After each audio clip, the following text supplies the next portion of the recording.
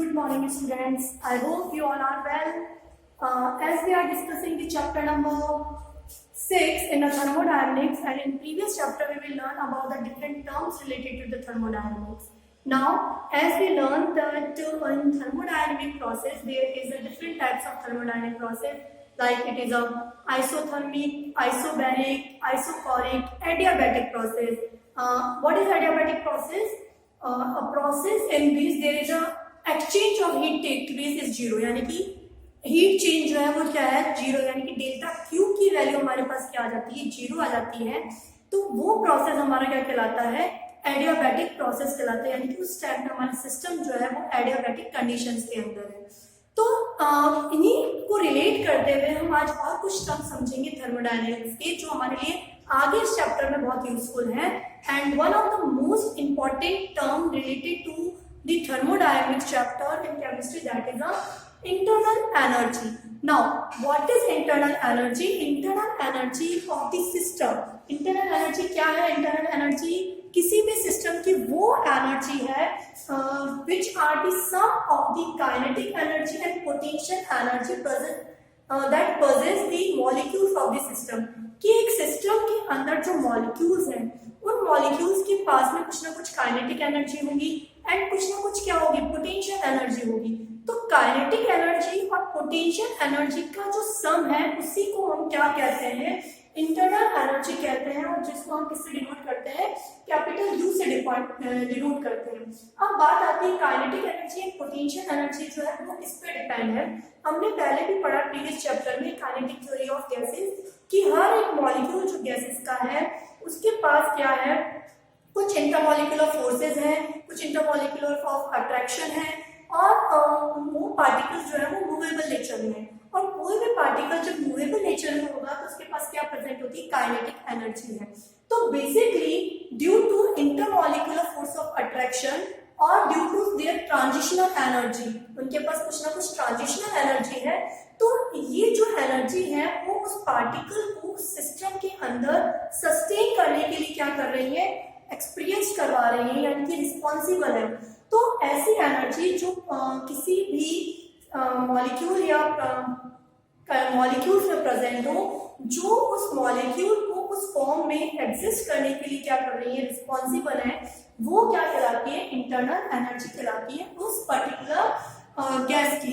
तो यदि मैं बात करती हूँ इंटरनल एनर्जी की, तो इंटरनल एनर्जी जो है that is the sum of the kinetic energy and potential energy in the rest, जब क्या है वो रेस्ट कंडीशन के अंदर है। अब हम बात करते हैं कि ये इंटरनल एनर्जी जो है ये एक तरह का क्या होता है, स्टेट फंक्शन होता है। थर्मोडायनेमिक्स में हम दो फंक्शंस की बात करेंगे। एक हमारा फंक्शन होगा कौन सा, स्टेट फंक्शन होगा। जैसे हमने बात करी इंटेंसिव प्रॉपर्टी और एक्सटेंसिव प्रॉपर्टी की, वैसे ही हम बात करेंगे कि हमारे कुछ थर्मोडायनेमिक जो प्रॉपर्टीज है या कुछ थर्मोडायनेमिक्स वैल्यूज है वो स्टेट फंक्शन है। जो जैसे हम बात करेंगे एंट्रोपी की, entropy is also state function. हम बात करेंगे एंथैल्पी की, तो enthalpy is also state function. तो पहले हमें ये समझना जरूरी है कि स्टेट फंक्शन है क्या। तो स्टेट फंक्शन क्या है, state functions are those function, ऐसे फंक्शन जिनकी वैल्यू जो है that are dependent on the final value and initial value, कि इनिशियल कंडीशन में क्या था, फाइनल कंडीशन में क्या था, उन पे डिपेंड कर रही है। किस पाथ से हम लेके गए, उस पाथ के अंदर क्या क्या चेंजेस हुए उस पर डिपेंड नहीं कर रही। कि जैसे सीधा सा हम एग्जांपल मान ले कि कोई मॉलिक्यूल है वो यहाँ से यहाँ पर सीधा गया और एक यू घूम के गया, तो अब मुझे जैसे मैं बात करूँ डिस्टेंस और डिस्प्लेसमेंट, वो तो इस पर डिपेंड करेगी कि किस पाथ पर क्या है वो मॉलिक्यूल चला है। लेकिन ऐसा फंक्शन जो मुझे देख सकते ये दिख रहा है कि इनिशियली यहाँ था, फाइनल यहाँ था, किस पास से गया, यहाँ से यूं घूम के गया, उछाल के गया, कैसे गया, उस पर डिपेंड नहीं कर रहा है। तो वो फंक्शन मेरे क्या कहलाते हैं, स्टेट फंक्शन। और इंटरनल एनर्जी जो है वो, इंटरनल एनर्जी हमेशा कैसी होती है, इंटरनल एनर्जी जो है वो एक तरह की स्टेट फंक्शन है, यानी कि वो फंक्शन उसकी जो वैल्यू है वो सिर्फ फाइनल और इनिशियल कंडीशन पे डिपेंड कर रही है। किस पाथ से हमने उसको लेके गया, उस पार्टिकल को ड्यूरिंग द केमिकल रिएक्शन, वो किस तरह से गया उस पर डिपेंड नहीं किया, या उसमें क्या चेंजेस हो रहे हैं उस पर उसका कोई डिपेंडेंस नहीं है। तो ऐसी वैल्यू हमारी क्या कहलाती है, स्टेट फंक्शन। तो हमारी जो इंटरनल एनर्जी है वो क्या होती है, it is a state function, जिसको हम लिखते हैं delta U final minus delta U in initial. की फाइनल इंटरनल एनर्जी कितनी थी, इनिशियल इंटरनल एनर्जी क्या थी, उनका sum, that is a delta. So this type of functions are known as state functions. हाँ, ये जो हमारी इंटरनल एनर्जी है, ये इंटरनल एनर्जी हमारी दो चीजों पर बहुत डिपेंड करती है। एक तो हमारे सिस्टम की हीट कैसी है, कम है, ज्यादा है, क्या है, ड्यूरिंग द रिएक्शन सिस्टम ने क्या किया है हीट पे, उसका वर्क कैसा हुआ है, हीट में क्या चेंजेस हुए, उस पर डिपेंड करती है कि सिस्टम की एनर्जी बढ़ी है, सिस्टम की एनर्जी कम हुई है, यानी हीट पर डिपेंड कर रहा है, और दूसरा वर्क पे डिपेंड करता है। कि सिस्टम दो तरह से हम वर्क पे डिफाइन करेंगे यहाँ पर, work done by the system and work done on the system. जैसे फॉर एग्जांपल यहाँ मैं बात करूँ, मेरा ये हैंड है और इस हैंड के अंदर यदि मैं बात कर ली, ये वाला दूसरा हैंड, ये मेरा सिस्टम है, यानी कि इस पर्टिकुलर प्लेस पे मेरी रिएक्शन हो रही है, तो ये मेरा थर्मोडायनेमिक सिस्टम है। अब ये सिस्टम खुद काम कर रहा है या इसके ऊपर काम हो रहा है, उस पर हमारी डिपेंड करती है वर्क की। तो जब खुद वर्क सिस्टम काम करेगा, यानी कि वर्क इसने खुद ने किया है, तो इसकी एनर्जी क्या होगी, कुछ ना कुछ कम हो सकती है या कुछ बढ़ भी सकती है। लेकिन यदि इसके ऊपर काम हुआ है तो इसकी एनर्जी पे क्या इफेक्ट पड़ेगा। तो दो तरह के वर्क डन हमें इस थर्मोडायनेमिक्स में पढ़ने हैं, कि work done on the system and work done by the system. तो इंटरनल एनर्जी इन दो पैरामीटर पर बहुत डिपेंड करती है कि वो सिस्टम ने कहा कैसे काम किया, उसकी इंटरनल एनर्जी बढ़ी है ड्यूरिंग द केमिकल रिएक्शन। और जनरली इंटरनल एनर्जी जो है वो इंटरनल एनर्जी इंक्रीज होती है कब, जब हमारा doing the work done on the system, कि जब कोई सिस्टम का वर्क हो रहा है। जैसे फॉर एग्जांपल मान लीजिए कि ये बीकर है और इस पे मैंने यहाँ पर एक पिस्टन लगाया है। अब मैं इस पिस्टन पर क्या कर रही हूँ, प्रेशर क्रिएट कर रही हूँ। तो इस सिस्टम पर जैसे मैंने प्रेशर क्रिएट किया, तो इस सिस्टम पर वर्क हुआ है, यानी कि थर्मोडायनेमिक्स में यहाँ पर वर्क हुआ है इस सिस्टम पे, यानी कि work done on this system है।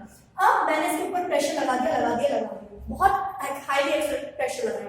अब और फिर मैंने छोड़ दिया। अब थोड़ी देर बाद में क्या हुआ, क्योंकि इस प्रेशर इतना क्रिएट हो गया, तो अब इसने क्या किया, अपवर्ड फोर्स लगाया, यानी कि इस सिस्टम ने अब अपवर्ड वर्क किया, यानी कि सिस्टम ने वर्क किया, तो work done by the system.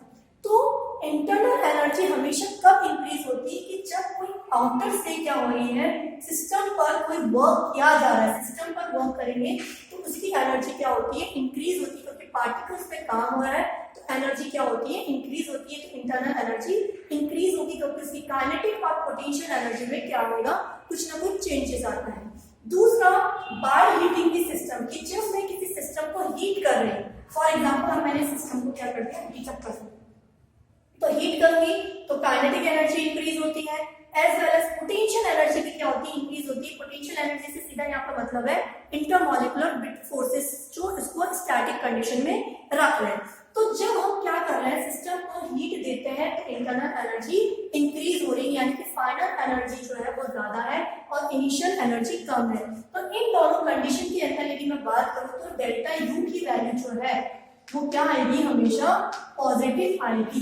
जबकि यदि सिस्टम वर्क कर रहा होगा तो डेल्टा यू की वैल्यू क्या आएगी, नेगेटिव आएगी। सिस्टम खुद वर्क कर रहा है तो उसकी इनिशियल एनर्जी ज्यादा थी और फाइनली उसकी एनर्जी कम हो गई। खुद ने वर्क किया है, इसने अपनी एनर्जी को लॉस्ट किया है, तो एनर्जी को लॉस्ट किया है, सिंपल मतलब उसकी एनर्जी कम हो रही है, तो इंटरनल एनर्जी कम होगी, तो उसकी वैल्यू नेगेटिव आएगी। सेकेंड, यदि हम बात करते हैं, एक टर्म आती है हमारे पास इसके अंदर, स्पेसिफिक हीट। क्या होता है स्पेसिफिक हीट? स्पेसिफिक हीट क्या है, amount of heat required to raise the 1 degree temperature of unit mass. एक यूनिट मास का टेम्परेचर 1 डिग्री सेल्सियस बढ़ाने के लिए, सिर्फ 1 डिग्री सेल्सियस बढ़ाना, 1 किलोग्राम मेरे पास यूनिट मास है, उसका मुझे 1 डिग्री सेल्सियस बढ़ाने के लिए जितना मुझे हीट करना पड़ेगा, वो हीट क्या कहलाती है, स्पेसिफिक हीट कहलाती है। तो किसी भी सब्सटेंस का 1 यूनिट मास का टेम्परेचर को 1 डिग्री सेल्सियस से बढ़ाने के लिए जितना अमाउंट मुझे हीट देना पड़ रहा है, जितना मुझे उसको गर्म करना पड़ रहा है या है, वो मुझे क्या कहला रही है, स्पेसिफिक हीट कहलाती है। जिसका यदि मुझे फॉर्मूला कैलकुलेट करना है तो क्या होगा, Q = m as delta T, कि इतने टाइम टेम्परेचर में इतना चेंज हुआ है और उसका मास यदि m है तो s यहाँ पर क्या है, स्पेसिफिक हीट, कि इतनी उसमें हीट रिक्वायर्ड है। I/7। तो ये हमारी बात होती है इसकी स्पेसिफिक हीट की बात होती है। सेकेंड हमने बात करी है कि इंटरनल एनर्जी किस पे डिपेंड करती है, हीट पे, ठीक है। तो हमें मालूम है किसी भी इंटरनल एनर्जी की या किसी भी सिस्टम की बात करें तो उस सिस्टम के अंदर या तो केमिकल रिएक्शन में हीट एनर्जी इन्वॉल्व होगी या फिर उसके अंदर से वो क्या होगी, एनर्जी को लिबरेट करेगा। तो दो तरह से हमारी रिएक्शन होती है। पहला हमारी रिएक्शन होती है क्या कि हमारा ये जो क्यू है, हीट जो है केमिकल रिएक्शन के अंदर इन्वॉल्व हो रहा है, यानी कि हमने दी है एनर्जी, एंडोथर्मिक रिएक्शन है। और एक ऐसा सिस्टम जहां पर एनर्जी रिलीज हो रही है, यानी कि इनिशियल बहुत ज्यादा थी, फाइनल बहुत कम हो गई है। तो जहां पर एक्सोथर्मिक रिएक्शन है, यानी कि हम बात करेंगे क्यू को, हीट को रिप्रेजेंट करेंगे हम क्यू से, तो एक्सोथर्मिक रिएक्शन के लिए क्यू हमेशा क्या होगा, नेगेटिव, क्योंकि इनिशियल ज्यादा थी और फाइनल क्या होगा, कम। और हमेशा हम फाइनल में से इनिशियल को माइनस करते हैं, तो कम में से नेगेटिव वाले बड़े टर्म को हम माइनस करेंगे तो हमारा आंसर क्या आएगा, नेगेटिव में आएगा। तो हीट एनर्जी यदि नेगेटिव है तो एक्सोथर्मिक रिएक्शन होगी, और हीट एनर्जी क्यू की वैल्यू यदि पॉजिटिव में आ रही है तो इसका मतलब वो एंडोथर्मिक रिएक्शन होगी। Same with the W, work पे भी है, जैसा मैंने अभी आपको बताया कि वर्क डन दो चीजों पे डिफाइन होगा कि work done on the system हो रहा है, सिस्टम के ऊपर वर्क हो रहा है, या सिस्टम के द्वारा वर्क हो रहा है, बाय द सिस्टम, कि सिस्टम खुद काम कर रहा है या सिस्टम के ऊपर कोई दूसरा काम कर रहा है। तो जब सिस्टम खुद काम करेगा या कर रहा है तो उसकी इंटरनल एनर्जी क्या होगी, कम। पहले एनर्जी ज्यादा थी, वर्क डन ज्यादा किया, तो उस टाइम पे डब्ल्यू की वैल्यू क्या आएगी, नेगेटिव, जब सिस्टम खुद वर्क कर रहा है, यानी कि work done by the system. और जब डब्ल्यू बराबर क्या है, पॉजिटिव आ रहा है, तो हम बोलेंगे कि work done by on the system होगा और उसकी वैल्यू हमारे पास क्या आएगी, पॉजिटिव होगी।